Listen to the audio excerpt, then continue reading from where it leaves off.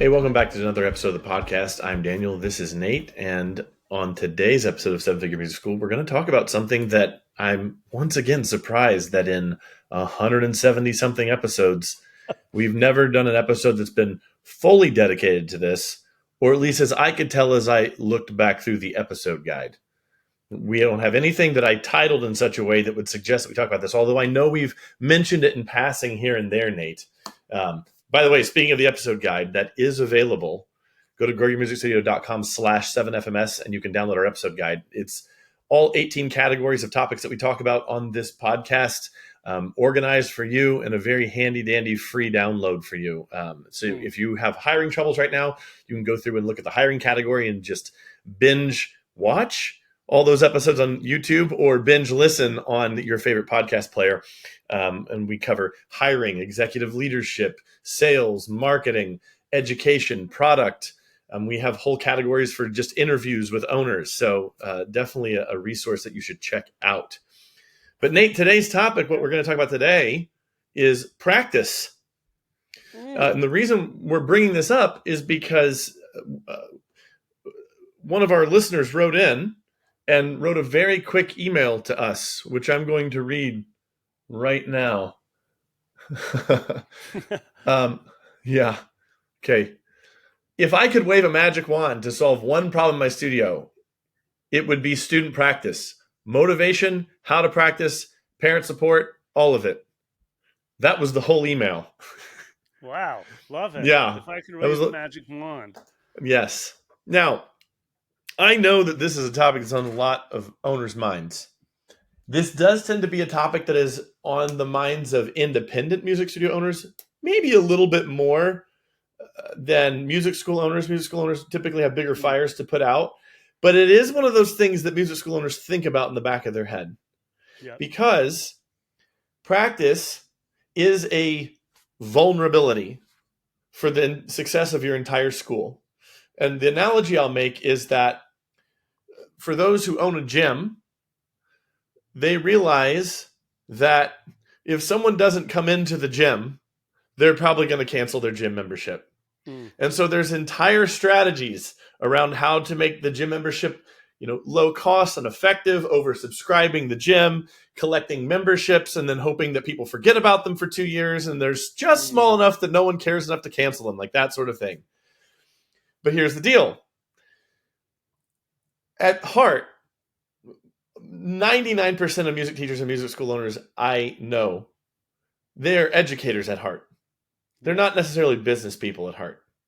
And so cynically, the strategy in the gym industry really doesn't apply to us because really, I would say that most school owners I know, most student owners I know are concerned about practice for educational reasons.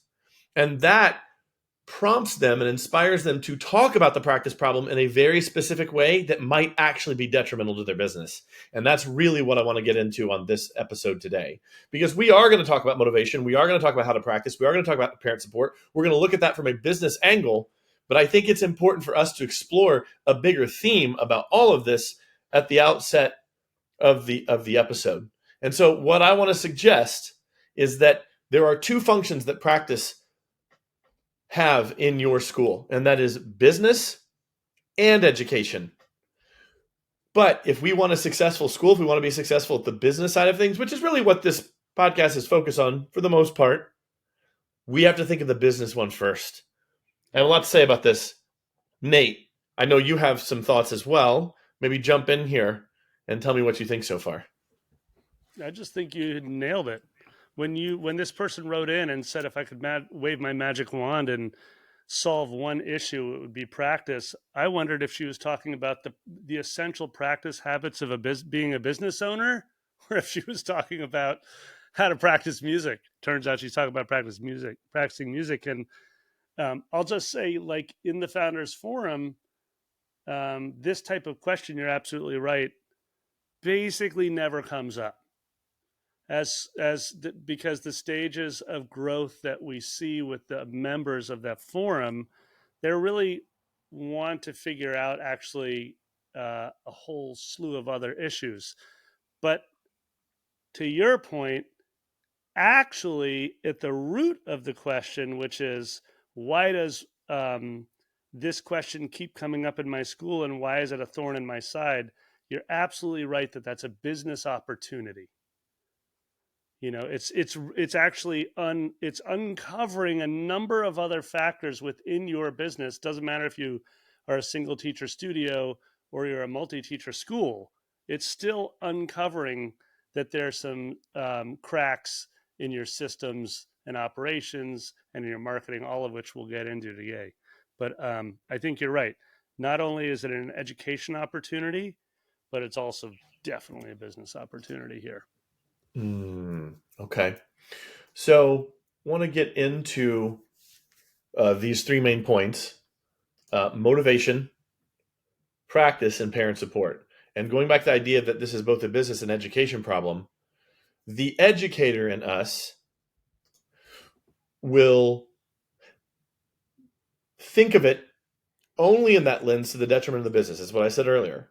And what that often looks like is that the educator, the school owner, so the educator is thinking, oh, these kids need to practice. Oh, these parents need to support me. And so I'm going to harp on both the child and the parent to practice more because they need to Mm. get good at this music. Now, no one says it that blatantly. Of No, course not. but they think that. But they think it. And in behind closed doors, in teacher forums, and when Yeah. teachers talk together, that's exactly how they act. Because I've been in these forums for 20 years. You know, Yeah. there is this mass complaint across the industry about how, oh, no one takes music seriously anymore. Oh, these parents aren't supporting us. Like these sorts of things. These conversations still go on. What we have here is an opportunity because if we think from a business perspective, we will try to solve the problem, not complain about it. Yes, totally. So let's talk about motivation. Let's talk about motivation first. So the primary thing, and we did talk about this all the way. I did talk about this all the way back on episode, I think 24 or 22. I can't remember what it was, but we did a two-part episode, and I went off on what I called the practice problem for a portion of that episode. But I'm going to maybe reiterate something that I said over 3 years ago now, because I'm sure everyone remembers what I said 3 years ago, right? So let's just reiterate it here briefly. Um, yeah, it was a part two of an episode, so we can drop that episode in the show notes. Um, for motivation, we do not try to chase children into um, loving their instrument or wanting to practice. Doesn't work. We don't use bracelets. We don't use wristbands. We don't use prizes. Like all of this is chasing behavior. It doesn't work. The only thing that I found ever worked was making it feel easy for kids. And there's a variety of ways we could go about doing that. One of the reasons why we invented Piano Express system was to make it feel easier for kids by equipping them in a way that has heretofore never been done before across all of music education. One way that I know you guys do it, Nate, I might even have you jump in here, at Brooklyn Music Factory, is creating programming that not only supports the kids, like with Big Music Games, but Yeah. then also programming that's really, really fun, like with your jam band programs and your rock, write, and record and all of that, where it isn't just, oh, sit down at your instrument and practice your song for 30 minutes each day. Yeah. But any behavior where you are either urging the child or urging the parent to practice more, or you are putting on your pressure on your teachers as the school owner or on your directors to pressure your teachers to get them to practice more, is ultimately going to be futile and actually could backfire against you, because what you are subtly signaling to all the people in your school, and I'll talk about this more on parent support, but what you're subtly signaling is, unless you practice, these lessons aren't worth it. Yes, totally. And that's gonna we're gonna dig into your comment right there when we get into um, our next piece, which is on just yeah, like parent support, right? Which we can also broadly put into messaging and marketing. But I want to highlight something you said. Like I wrote down on my board here as you were talking, I was like, when we guilt or shame or stress our students into doing something, like you need to do this, you need to check all the boxes, or Hmm. you won't get the bracelet kind of thing. First of all, at a school like Brooklyn Music Factory, which provides an alternative to the quote traditional music lesson, parents are literally coming to us because they had a stressful, guilt-ridden, shame, like they felt shame around their lessons, and they're like, whatever I do, I just don't want that again. Right. So you have to be very mindful of the approach and the language we use. But it also brought up this other feeling I had, this other thought I had, Daniel, which was like, um, the Oprah quote is like, people will never remember what you did. They'll just remember how you made them feel. And I would reframe that in the lesson. Kids will never remember what they did. Yes. They don't remember that they played the song any better than they played it before, right? Because this whole notion of like progress by proper execution of a thing is just sort of like gathering of material goods. We don't even we forget what we just got like 2 hours after we just bought the thing anyways. All we remember is how the thing made us feel, right? Just like your students remember what the lesson actually felt like. And then at least the way we approach it at Brooklyn Music Factory is like, you can have that feeling at home, right? So it's like we get rid of the term practice and we substitute play, because you can't be a gamifying program and talk about discipline and practice, because nobody shows up to play their, like, none of my friends who have kids who are, well, like, none of my friends who have kids who are gaming for 4 hours are talking about the discipline of sticking with the game. Yeah, exactly. You know what I mean? So Right. It's like, I just wrote down here, I'm like, okay, my students, like I'm working with a student right now online, I'm teaching from Maine, but I'm working with a student right now, and all we're doing all summer is learning Elton John tunes. And he's playing and singing them. And so each week we learn a new tune. And he's a 13-year-old kid. He won't sing in public, but he will sing online with me. And he's just hacking away at these tunes. And by the end of the week, we get through the tune and he can sing and play it well enough where he's like belting it out for his parents, after dinner. And it's just a feeling is all we're working towards. I'm not working for precision execution of Elton John, who's like a master of rock piano. Like I'm not like, you missed those passing tones that he played or that little lick he put in. And so I would just highlight this point too around practice and motivation, which is that consider changing language that you use, whether it be something as simple as just talk about play at home rather than practice at home. And then also be very mindful of the feeling that your student has within the classroom, within your school, because all you're trying to do is get them to want to replicate that feeling outside of the school, wherever that happens to be. The further thing that I would say is that play messaging is really, really helpful. And what makes it feel more like play is going back to the point that I made before, which was you have to equip them in such a way to solve that practice problem so that that child can actually perform at a high level. And there's a variety of ways that a school owner can do that. But this is about where your attention is, where your focus is. If your focus is on a campaign of getting your teachers to get students to practice and to talking to parents about practice and prize boards, all that sort of thing, your attention and focus is in the wrong place. The attention and focus should actually be on equipping your teachers to make those kids better so that their practice feels easy at home, and using teaching techniques or teaching tools, again, like Piano Express, that actually gamify the practice so that the kids want to do it more. And that tool actually will help them become better at piano, which, we've talked about this and we can put this in the show notes, but we have a blog post on grouplessons.com where we interviewed a school owner where he actually pitted 90 students that were on Piano Express against 130 students that were on private lessons. And the Piano Express students actually covered 3 times as much music per week as those one-on-one students. And it's just because the curriculum itself helps them, right? So tools like that, and that's obviously not the only tool. It's a very powerful one, but it's not the only tool out there that could help students get better. There's a second piece, though, and that is the messaging. And this is something that's crucial, and this is going to go against the fiber of every educator that's listening to this right now. Because actually, if you hear parent, I'll just put it this way, you must undersell how important practice is. You can't chase the parent or the student. And so not only are you not overselling what the practice thing overtly, let me just give an example. If you hear a parent, and this happened to me in my studio, where I would take a student out to the car and the parent would like be in the driver's seat and they look back and they say, well, how'd she do this week? And I'd say, oh, she did great. She passed this and this.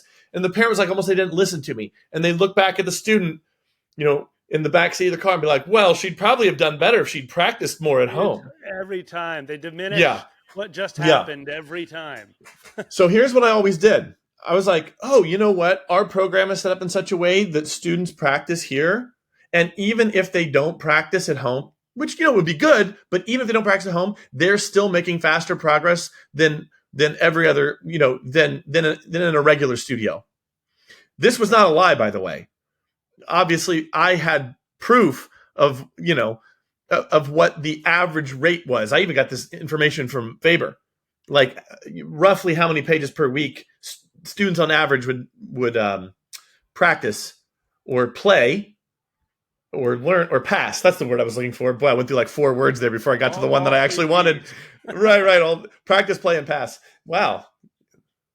There's something there. I don't know what it is, but there's something there. Dude, that's our new site, practiceplaypass.com. Yeah, right? How to get your family to want to practice. Right. What were you saying? So, Right. So, I knew that my studio was above average.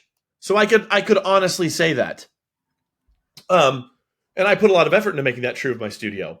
And I just slowly undermine the parents' penchant to guilt their child or to undermine their own confidence in my lessons by saying that. And I knew that on my end, if I would just equip the kid better, that they would go home and play more. Because if the students learned all the music with me, or if they had a tool like Piano Express, it would make home practice so much easier for them. And they would tend to do it more. And at least in the case of Piano Express, I can actually look on the teacher dashboard and see what students are doing at home, what days, how long they're practicing, literally how many times they attempt a particular song with the scores they got. Like I'm really in touch with their home practice now, in a way that really no other teacher can be. So the point is this, on the motivation end, do not chase, do not guilt. In fact, go the opposite direction and put all your energy into equipping and messaging. That's the thing. And Nate, one of the things you talked about from practice, changing the language from practice over to play, very smart. Any other thoughts, or should we move on to onto the next thing? I think you're segueing perfectly to our next point, which is around you're not only training parents, you're not only training students rather, but we're training parents. You're not only just training the teachers within your school, but you're also training the parents of those teachers, right? And I think that's a great place to go. And you sort of began that conversation, and you told a perfect story because that resonates, I think, for all of our listeners, which is you share a win with the student as you're dropping them back with the parent, and the parent undermines the win because they don't know what else to say, because they're as out in the wilderness as everybody else around what it means to be a musician, right? So they don't know what to say, but they feel like they need to say something. And so it's sort of similar to the sight reading comment, right? The practice comment falls in the same bucket as the sight reading comment, where a parent who really doesn't know how to measure sort of the joy factor or growth of a musician will simply say, well, I wish they would learn how to read. That's a common thing. Read faster or read more music. And then the other thing they say, which you paraphrase perfectly, is like, well, they could have done more had they just practiced more at home. And it reminds me, it totally reminds me of reading. For me, I never read for joy until I was in my 20s. And I went to a school where you had summer reading and you had a stack of books you were supposed to read by the end of the summer. And my dad used to sit me on the couch and set an hour timer and say, you can't get up until you've read for an hour. Well, of course, this is the middle of the summer. And I loathed reading, because it was like you said, it was treated as a stick, not a carrot. You know what I mean? Like there was no play at all within it. And so I just, maybe I'll tee off this idea in terms of how we do it at BMF, but the first thing that is so vital with communicating with parents, as you put, is you need to be crystal clear as to your what and why of your studio. You're describing Piano Express and you're describing your studio, which you know was had like a very specific measure of success that is succinct, which was like, we are going to play a ton of music, we're going to get through a lot of pages. Like, you're putting it in a way that I as a parent can understand, right? My child, Pearl's going to learn how to play lots of songs. Awesome, right? At BMF, we would never use the same language because that would be absurd. We're a totally different purpose, right? But we will say things like, your child's going to pass levels of big music games and develop strong ears and a strong musical mind. And every year we write hundreds of original songs and collaborate on them because we develop musicians that are collaborative songwriters. And so when a parent's like, I wish they would have practiced more, we can use language that's like, in our songwriting curriculum, all they have to do is this. There's a worksheet that they're filling out and drawing a picture. They're drawing, a graphic novel of their song. And that's, to us, play at home. They don't even need to touch the instrument, right? And it's sort of like, that's a little bit similar to you saying, Daniel, the way I hear you say, actually, in our studio, even if they don't practice at home, they're still going to make progress. You're like very clear on the process and you're very clear on the promise. And I think that that's the first piece we have to start to clarify for us as all of our listeners is, well, what does it actually look like when a student gets to the end of a semester, gets to the end of a year? Where do they need to be in 3 years? Where do they need to be in 6 years? And then once you begin to say, I'm very comfortable with defining success this way in my studio, then you can begin to reverse engineer to what should the language be to parents around the play or the practice, or as you put it nicely, passing of levels that will ensure that the student gets to that benchmark of success.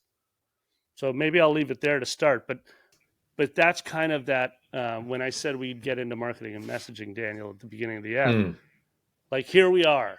It's like anytime we're communicating to parents, we're actually doing marketing. Right. Yes. I have no pushback against what you said. I will just add this, and this could sound like it's in opposition to what you're saying, but I actually don't think it is, because Nate, you're always so good about defining that long-term vision. That is a hallmark talking point of yours. Yeah, I mean, I love it. I'm always working on staying present in the now as well, but I do love to future cast. Yeah. And so again, this isn't oppositional. It's just that, yes, define all that, but that can be useful for your side of the relationship, the teachers and the owner side of the relationship. But again, how you communicate it to the other, how you communicate it to the parent, to the student, that's crucial. And I would just say less is more. And I might even go as far to say much less is more. And so what you're talking about is how to train the students, how to train the parents. And I was talking about that just a minute ago. But in how you're defining what that vision is and how that's going to determine how you tell your teachers to teach the students and what the goals are and what language you will and will not use and what techniques you might use or what tools you might use, like all of that is done kind of behind the scenes. And then I would just say very simply, for how you communicate to parents and students, it's always going to be positive focus. We're never going to be chasing, as I was saying earlier. But what you're going to end up doing is equipping those kids better, as I was saying, so that they are they're not struggling when they go home. For whatever reason, it's going to look different from school to school. It's going to look different. And to be clear, like, at Brooklyn Music Factory with our Songwriters Journey curriculum, like every week has a lesson plan. Every week has a lesson report. Every teacher has the same report that they're putting into their weekly email that they're sending to the parent, depending on the stage of growth that the student is. It's a 6-year songwriting curriculum. And so, yes, I'm always thinking, where do I want that student to be after 3 years and 6 years? But we've absolutely put in the effort to try to get it down to a 1-week message that you can send in each week over the 15-week songwriting semester. So it's not to say that you don't have to be very specific as to what a week looks like when you're at home, because you do. And I would agree with you, Daniel. You want to be very careful not to overwhelm the parents with information, which is what I like about what you said before, when the parent, you'd walk them out to the car and she'd say, if only they practiced more or whatever. And you'd say, great news. We've covered everything the student needs to cover in the lesson. If they do play at home, that's great. And I can see what songs they get through each week. That can be your entire comment. Parents have no idea how to define what success is in any artistic venture. Doesn't matter if it's a music lesson, an art class, dance class. They have no idea, unless they happen to be an artist themselves that has gone through the process, right? And so you have to come up with a way of easing their anxiety around the large investment that they are making, both in time and money. And also, they're not signing up for a different class because they're signing up for your community, right? So you have to figure out a way of saying, hey, I need you to relax around the process.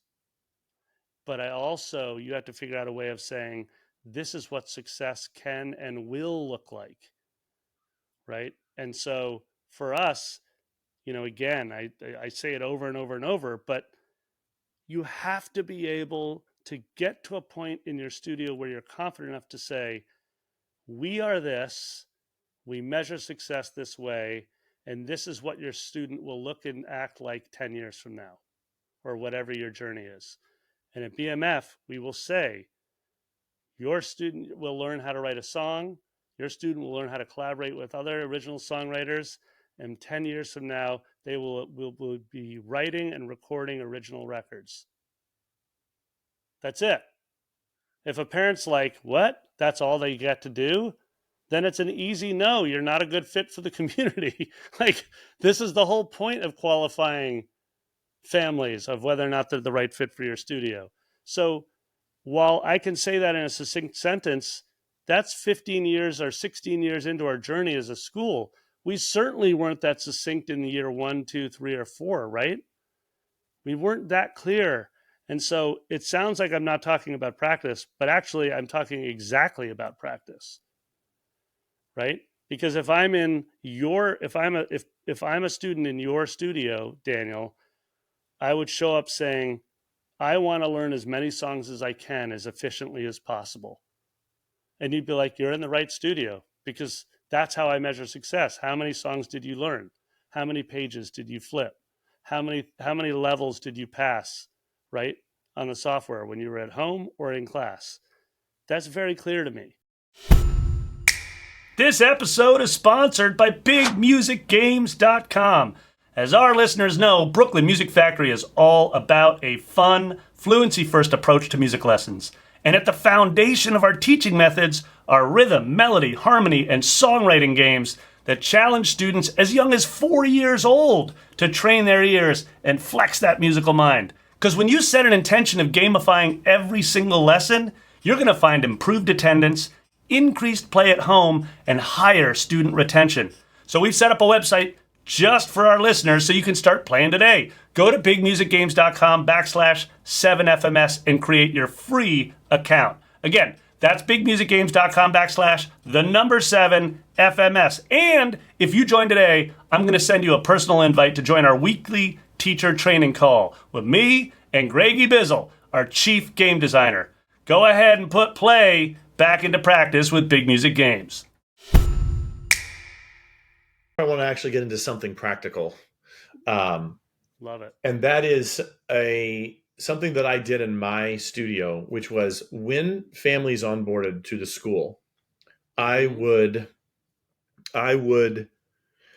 have one of my team members put them in an autoresponder sequence or an automatic kind of newsletter sequence of a number of pre-written emails that went out for 9 months from the time that they joined until 9 months after they joined. And there were emails in there for the parent around practice, expectations. There were reviews on things that I'd said earlier.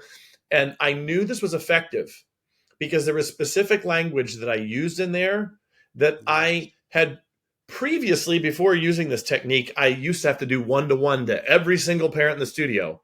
Totally. And so I put it in this pre-recorded email sequence, and then I stopped talking about it so much. But the interesting thing that would happen is sometimes parents years later, like in like year 3, would refer to concepts or refer to like a graph that I had put in a number of those emails. It was the same graph, like showing the level and then showing what I expect, the number of minutes that I expected students to practice at that level or whatever.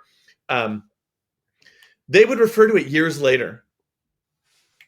Yeah, totally. If a parent's starting to parrot back Yeah. the language you're using, it's a really good sign that you're messaging effectively. And I love that. 100%. The automated, that's so readily available to all of our listeners right now. Yeah. This idea of just the 9-month sequence. And I do want to, just for those who might, get a little bit confused with the tech, I'm not talking about, an email blast that you send out that you wrote this morning. I'm saying a preloaded email that goes on a pre-recorded calendar sequence that you don't have to manage at all. Literally, you only have to do one action, and that is to signal your auto-responding software to send those emails out. So you just tag that family or put them in that sequence, and then they get those, and you don't have to keep track of it. And I, before I knew what an autoresponder was, I actually had a number of pre-written emails that eventually went to the autoresponder that I literally had notes where I would put notes in my calendar. Oh, send this family that joined 5 weeks ago this email. And it was on my calendar because I didn't realize this kind of software existed yet. Now, this was obviously over 15 years ago, so I was jury rigging it essentially. But, maybe in 2025, that isn't going to be a big deal. Maybe everyone knows what this is now. But just in case you don't, softwares I recommend would include like ConvertKit, Drip. I personally use GetResponse. These are lightweight versions of these softwares. There are some that are much more heavyweight and cost a lot of money, like Constant Contact or Keep, things of that nature. I recommend using, really small, cheap ones. They do the same job essentially and have a ton of automations built into it. Another good one is MailChimp. Everyone seems to know that one. So that's my handy dandy tactic or tip along this point. And I already made comments about how to train students in the first one. It really just comes down to the tool or making sure that you're teaching in such a way that those kids are leaving the lesson mostly having their song already learned. And whatever you have to do to make that happen, you got to make it happen. And I don't know. If you hear that and you're like, well, how would I do that? I just say, reach out to me. I have a number of things that I can help you with on that. But yeah, I'm going to leave it there. It's very important if that aligns with what your purpose of your studio is. Yeah. Then yes, absolutely. Figure out how to get that done within a 45-minute piano lesson or whatever you're teaching. Let me just add one other practical tactic to your 9-month onboarding sequence. So at BMF, we do a version of that, but we're now doing a version based on stages of growth. So if you're a larger school, for example, or you're a single teacher studio, but you have students that are there for 10 years, like we hope, what we always hope to have at BMF, you can have the exact same type of sequence, but for different stages. So let's say you bring in a student of 5-year-old to mini keys or jam band 101 to that early learning stage where it's literally just like most of the questions are around everything is basic of as like, do I need an instrument at home or not, to how to play at home, all these things. You can have a sequence for that first stage, and then you can have a sequence that launches when your student is between the ages of 8 and 12, and you can have a sequence for when they're 13 to 17, because clearly the sort of the practice habits and the what happens at home changes, right? And it can change. It should change, honestly, if you're gonna nurture that student through 10 years. So I wanted to give that tip. Also, a resistance point that I hear all the time, Daniel, is with the technology. They're like, well, wait, what if a family drops? I don't want them to keep getting the emails and all these things. All of these softwares have tagging systems built in so that when a student is dropped, they get pulled out of that email sequence. So don't avoid automating these things just because you're not quite clear on how they work, right? That is it's very doable to set all that stuff up, but it's very normal for people that are hesitant to automate these types of communications because they oftentimes think like, well, I don't want the wrong email to go to the wrong parent at the wrong time. Like what happens if that happens? Like I beg you not to close your mind to these opportunities that Daniel's describing just because you don't know how the tool works yet. Dig it? Final thought, Nate.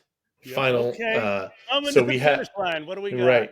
We had motivation. We had practice. We were talking about parent support Mm-hmm. at the outset, and we've already talked about parent education. But Yep. this is where I kind of want to end on um, parent support, and again, wrapping back around to the idea of what we say in public versus what we say behind closed doors with other teachers. I'm just going to put this out here right now.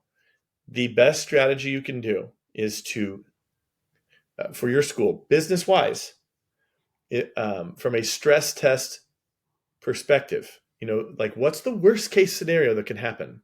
That's how you always want to be building your business. You want to hope for the best but plan for the worst. So if you were to build an education program and train your students and train your teachers and train your parents with a thought in mind, do you want to be assuming the best or the worst? And I will make the argument that you want to assume the worst. And what that means is you need to assume that you will get no parent support at home. And you need to Right. build how you train your teachers, what you do with your students, and how you talk to your parents with the idea that we could talk to her blue in the face, but we cannot get the parents to support us at home. And you build everything around that assumption. So Mm. don't get fixated on the idea of like getting parents to support you and having them gang up on the child with you to get the student to practice at home, because what you're really doing is sowing the seeds of a retention problem there, which we do not Mm. want. Because what ends up happening over time is if you assume that parents will support at home and nag them to support at home and talk about how important practice is, when the parent is not successful in getting the student to practice at home, they will quit your studio. And again, Yeah. wrapping back around to what I said at the outset, thus you can't ever talk about that, and you have to build things in such a way that um, that you don't depend on it and you don't talk about it. Shh, keep it very, very quiet. We don't talk about practice around here because parental buy-in is a marketing problem, and you will get parental buy-in over time by getting them to focus on the positive, not the negative. And I don't know if I have much more to say because I've been dropping things about this all throughout the episode. I feel like I'm just going to repeat myself. So if you've got No. more to say, Nate, that's fine. But I think I might be done here. All I want to add to that is that a parent does not keep their child in your studio because of what they do. A parent keeps their child in your studio because how they feel.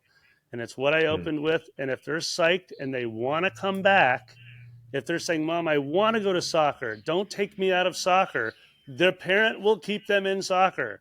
The same holds true for a piano lesson. And it's one of the hardest things for us to understand oftentimes because it might rub against us as musicians. Yes, as You, educators, especially. as you know what I mean? Like just because I wanted to practice 8 hours a day and learn how to Right. do hard things, and then I found, and I followed that path. That is not what we're talking about here. We're talking about what it means to relieve the parent of their sort of at-home responsibilities. I'm going to give one detail, be super practical here on how we do this at BMF a bit. So we have a single goal that we put down. What's your one goal this week? And we also have a game goal. So what's your one big music game level you're going to pass? Okay, what's your piano goal? And then when we go out to the community room with our student, we ask the student to tell the parent specifically what's the one goal. What did we do today? What was fun today? What's your goal this week? And the when you're training the student to say out loud to the parent what their goal this week is, what you're doing is you're beginning to do what Daniel's talking about, relieving the parent of the sense that they have to be the one that polices at home, because you're empowering that student.